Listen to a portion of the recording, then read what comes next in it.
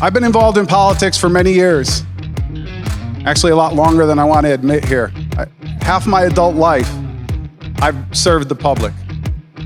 I've served many of you in this chamber as your majority leader for the past 3, but I've also been here for 12 as the state representative. Prior to joining the legislature, Joe Aresimowicz served as a combat medic for the United States Army Reserve for almost a decade before he was honorably discharged and pressed into a different kind of service to his country. We came in together in 2004. There were 16 of us, and now it's just down to you, myself, and Chris Barone. The first day in Finance Committee, I sat next to you, and you were so kind to me. When I got elected for the first time back in 2006 and sworn in 2007, Joe was one of the first people that reached out to me and kind of made me feel welcome and asked me if I had any questions and just included me in things. And frankly, I then realized that he was only recruiting me for his newly formed caucus with Zeke Zaleski, the Fat Guys Caucus. So I saw what his motives were at that point. And then, of course, what does he do? He loses 60 pounds. So thanks, Joe. Been 16 years.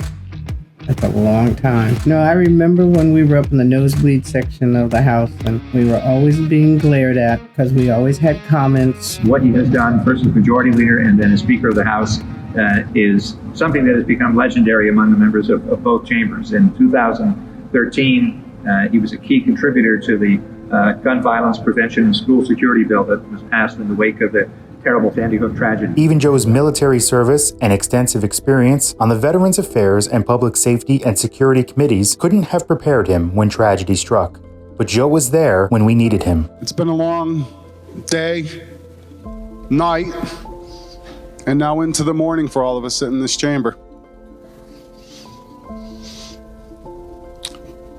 We all remember where we were on December 14th. When we got the text message, the email, the phone call, or happened to be by a TV. Our hearts all skipped that collective beat as we thought immediately, is it true? Did this really happen? It's got to be wrong. This can't happen. It can't happen in Connecticut. It cannot happen in one of our towns. You've accomplished so much as Speaker. The budgets, the paid family leave, the minimum wage increases, juvenile justice, environmental justice, social justice, the opioid crisis, the gun crisis. You've done this with passion and with persistence and with patience and with a great sense of humor and an uncommon amount of civility. Thank you and Godspeed. Joe is an extraordinary individual. He is someone that instantly can make someone comfortable in his presence. When you're around Joe, you see people easily gravitate towards him. He's been an excellent ambassador for the state of Connecticut. He always shows concern for others and their problems. We all saw how brilliant he is as he grasps important concepts and works with them to create important legislation from which we all benefit. We all know Joe to be a person of unequaled integrity. We trust him, and we acknowledge that his word is his bond. He stood up for the working families of our state as our leader and as a union representative. He represents his district well, and he will be missed. You've been somebody who's kept your word, not only to me, but to many of the people in the chamber, both sides of the aisle. I said the only way we're going to solve the problems of this state this coming legislative session is to put our political parties aside and do what's best for the state of Connecticut. I'm just so proud of everything you've been able to accomplish. I just want to mention to House members how much really you have been a coach to all of us as leaders as well. A lot of times when we have difficult discussions, you're out there making sure that we bring it back and focus in on what we need to focus in on and focus in on the game. One of his key attributes as coach, both for football and for the General Assembly, is that he pushes you to be the best you can be. You did kind of force us into a huddle every caucus. A little awkward. Mr. Speaker, formerly Mr. Majority Leader, Representative. How do you say his name again? Aresimowicz, A to Z, Dad, Coach, Leader, Friend. I just want to say, now that you're not going to be speaker anymore, you still need to pay me all the bets. You still owe me, and I need to collect. I'll be glad when you get rid of the whistle, Hey, Joey. Just wanted to take a minute and wish you well in your retirement and let you know that I am doing something that you're never going to have to do again. Door knocking. The one that I am going to remember the most for you is Big Softy. It was great or weird, when you would yell out bills from the dais like they were plays. We actually had a lot of fun together too, whether it was sitting on the floor when you were majority leader and we would look at each other when something was going wrong, and we would say to each other, when we're in charge, everything's going to go perfect. And of course we were wrong about that. House Bill 7134, hike. In one of the darkest times in Connecticut, as far as my career here, is working on the budget in 2016. You put your heart and soul into it, and I don't think anyone could have done a better job to pull Connecticut forward. It took all that you had, and you were definitely up for the job, and Connecticut benefits. In 2017, during the difficult bipartisan budget negotiations that dragged on all summer and fall until Halloween of that year, he was a true stalwart. We spent so much time together in the House caucus room.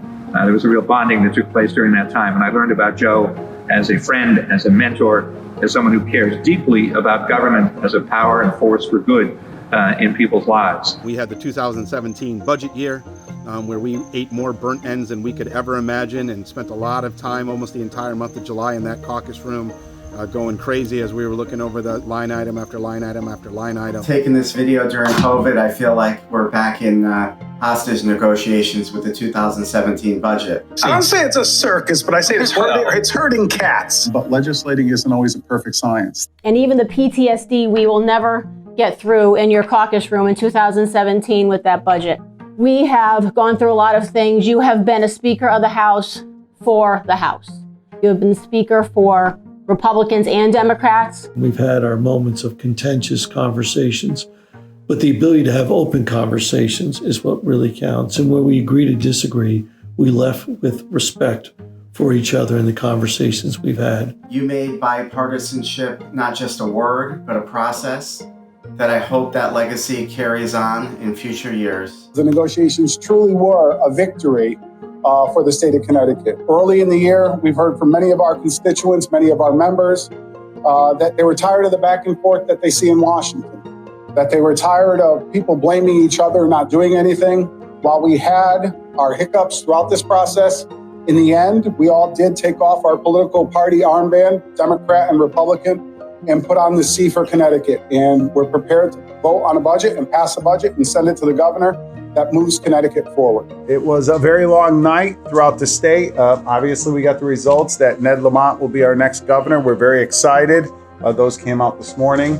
As of last night, when the majority leader and I left the caucus room, we were hovering right around 90. We ended up finishing up with 92 elected representatives to the House Democrats caucus. I think together we got some big things done. Minimum wage has been hanging out there for a while. Now we got that $15 minimum wage tied to COLA going forward, an issue that gives working families confidence, not just now, but for years to come. What we did for paid family and medical leave, one of the leaders in the country, thanks to your leadership, frankly, and to be able to get that in place in a year. Look, we really could have used it in the middle of COVID. You know, speaking of COVID, little thing we did on workers' comp and getting the presumption there, just so those essential frontline workers who had to go to work and couldn't wait and couldn't telecommute knew that we had their back. That's all Joe Aresimowicz. Those are the values you brought to this chamber for a long, long time. And I don't know what the hell you're going to be doing with yourself now, but I'll tell you one thing. Now that you're no longer Speaker of the House, I'm not going to give you any more of those putts. You're going to have to earn every one of them. 332,000 people in the state of Connecticut that'll be getting a raise this coming October because of the hard work that was done in the chamber today. God bless the great state of Connecticut.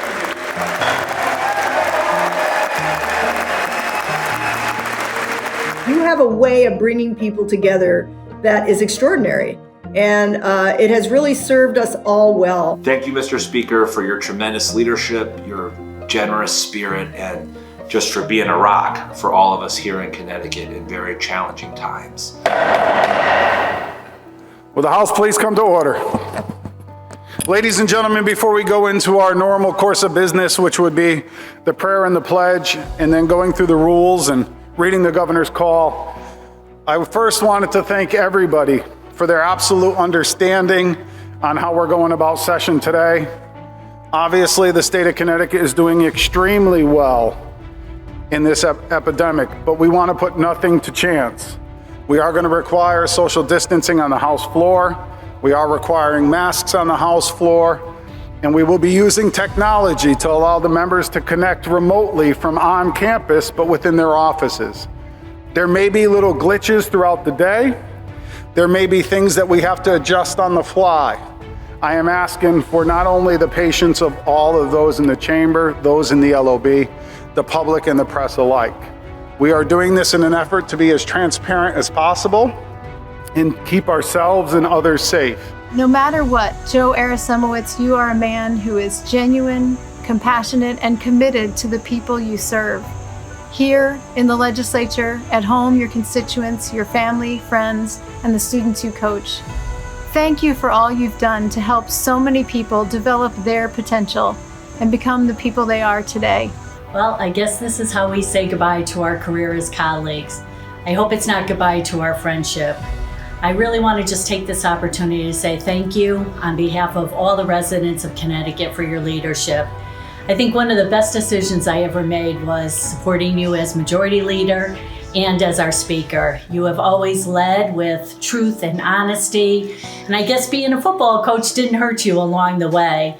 We're really grateful as a state for everything that you've done for us and your leadership. And I just want to wish you much health and happiness when you embark on your next adventure. And I hope again that we will always stay friends. Be safe, my friend. I wish you the best. Thank you for the work that you did in this legislature, your leadership, and for also being a friend. I've had the pleasure of serving with you and under you for the last 11 years. It was during that time that we formed a friendship that I will always remember and cherish. I pray that God continues to bless you and your family as you begin this next chapter of your life. Love you. We appreciate everything that you did for us. Thank you so much. I appreciate you. God bless. Best of luck to you in your future endeavors.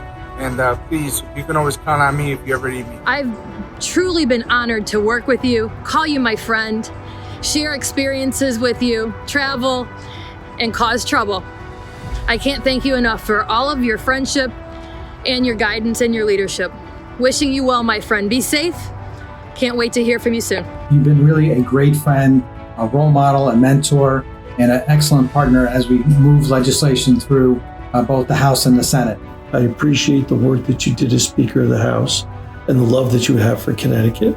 Thank you so much for all you did while you were here serving with us. And I want to thank you for your public service, not just in this building, but in your town of Berlin. I want to thank you for your leadership and everything you've done, and I look forward to many more years of friendship and seeing what you're going to do next. Love you. We always joke that majority leaders probably normally you need a taste tester if you have dinner with them and you're the sitting speaker. We never really had to worry about that because you are somebody who is grounded, you believe in yourself, you know what you're trying to accomplish, but you're not afraid to let others be part of a team. And that's why you're a great coach, because you understand that when we have everybody rowing in the same direction, it leads to better results. So I'm so happy for you. So few politicians get to retire on their own terms. So often they lose or run for a higher office and it doesn't work out. They leave with a bitterness or a jaded sense of the building. You leave on your own terms as the only speaker ever from Berlin, Connecticut, and as somebody who saw our state through some incredible times. A Senate that was tied and a House that was very close in its majority, COVID-19, and you've always done it with optimism, with class, and a sense of truly being a uniter and somebody who was never really too on one side. You always try to be balanced with things, with your members, with the other side of the aisle, with the upper chamber, the governor's office. That would serve us all well, to be balanced in how we view things, be balanced in how we view the world and our state and issues, because sometimes it's easy to pit ourselves against each other, and you went out of your way to make sure that didn't happen, unless it was that kind of issue where the passion was just undeniable. As long as I could look in the mirror when I was done and be comfortable with the decisions I made, whether they're politically popular or not, whether they hurt me at the ballot box or not. That was my job.